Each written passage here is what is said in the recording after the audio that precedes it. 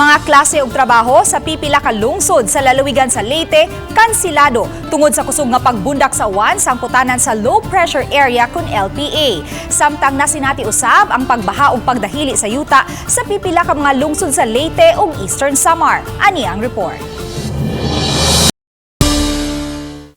Sa monitoring sa Municipal Disaster Risk Reduction and Management Office Operations Center sa lungsod sa Buyog, gibantayan sa ilang mga personnel ang Tinalian Creek tungod sa pagsaka sa tubig.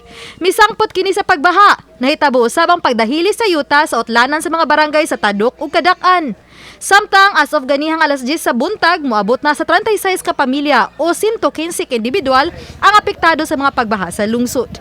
Matod ni Eric Barcelo, ang MDRM officer, nga padayon pang nasinati ang mga pag-uwan. Hinungdan nga gibantayan nila ang mga bahaunong lugar ug ang mga dahilian ug yuta.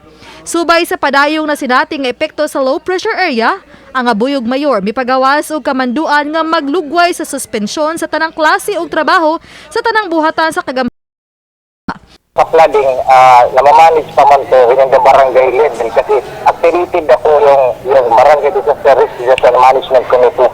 Usually sa barangay po, namamanage na po nila kay kumbaga sa tuwa ma'am, kaya maanad na sila kanang site sa hazard, kanang hazard, predictable na nila ang hazard, maalam na, kasabot na sila po sa sitwasyon sa tubig. Samtang mipagawas sa sabong Executive Order No. 2 si Mayor Remedios Martin Pitilla nga naglugway sa suspensyon sa tanang klase sa lungsod sa Palo.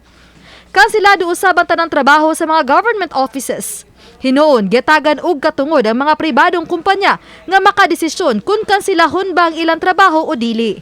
Samtang kansilado usab ang tanang klase og trabaho sa lungsod sa Tan-awan sa Eastern Samar. Sa Executive Order No. 2, gipasabot ni Mayor Maria Gina Mirillo nga tungod kini sa kabati sa panahon. Mipaygayan dayon og operations ang munisipyo sa napektuhan sa pagbaha sa Barangay Sakmi Relocation.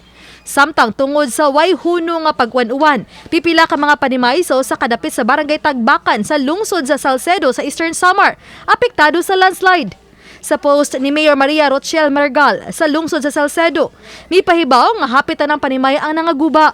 Iyang gipahibaw nga sangputanan kini sa pagkahumok sa yuta tungod sa way huno nga pag-uwan-uwan. Mipaygayon na usab ang lungsod og rescue and evacuation operation alang sa apektadong mga mulupyo.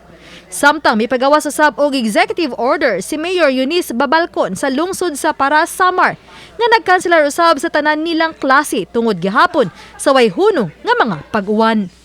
Uban ni Clans Gabutin, ako si Femari Dumabok. Balitang Bisdak!